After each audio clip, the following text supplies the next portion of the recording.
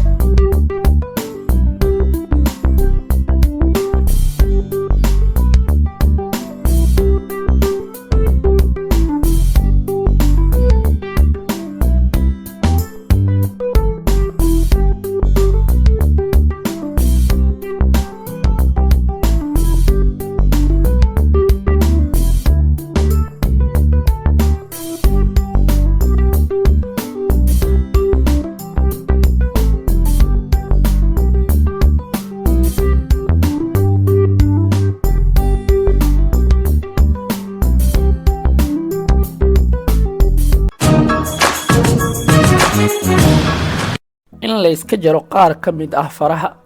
dalka Indonesia waxaa laga yaqaanaa caado la yaab leh taas oo ah in faraha la iska jaro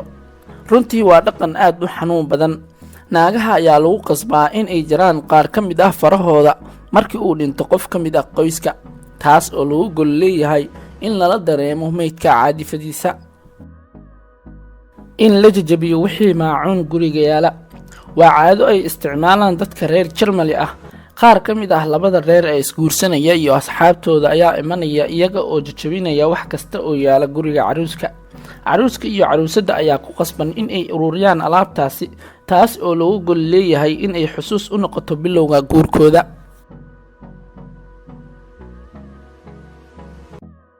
cabida mooska iyo lafaha qofka dhintay oo la isku shiiday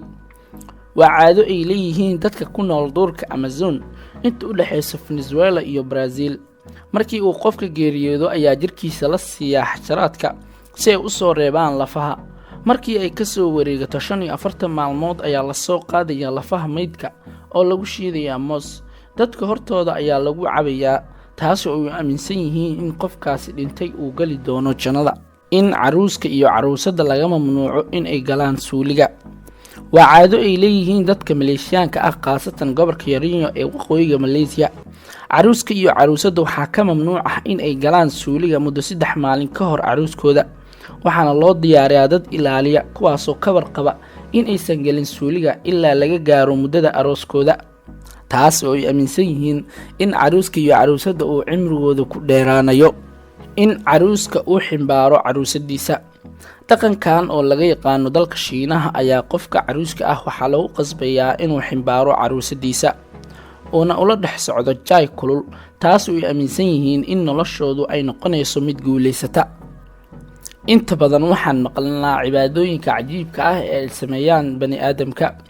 tusaale ahaan dalka Hindiya waxaa laga caabudaa lo'da sidaas oo kale dalka Japan ayaa iyagana caabuda yeeyada iyaga oo aaminsan in ay yihiin ilaahyo yeeyada ayay gowracaan kadibna dhiigiisa ayay cabaan si loogu barakaysto xaflad weyn oo loo qabto daanyeerada dalka Thailand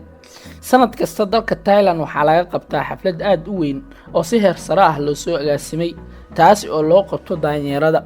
waxaana la keenaa wax ku dhow 3 tan oo fawaakih iyo qudaar ah oo ay jecel yihiin daanyeerada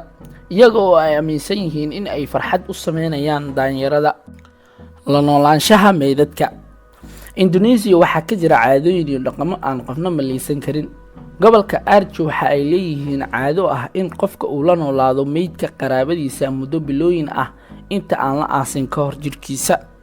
waa caado aad iyo aad la yaab leh taas oo ay ku muujinayso in dadka bini aadamka qaarkii ayna lahayn maskax ay ku xisaabtamaan ayna ku fikiraan oo Ilaahay siiyay helida barakada guurka dalka Brazil waxaa ka jira dhaqan ah in gabadha la guursanayo ay soo barakeysato ayna soo taabato qowraha xayawaanka taas oo ay moodaan inay ilaahoodu u doorayo nin ayada daneynaya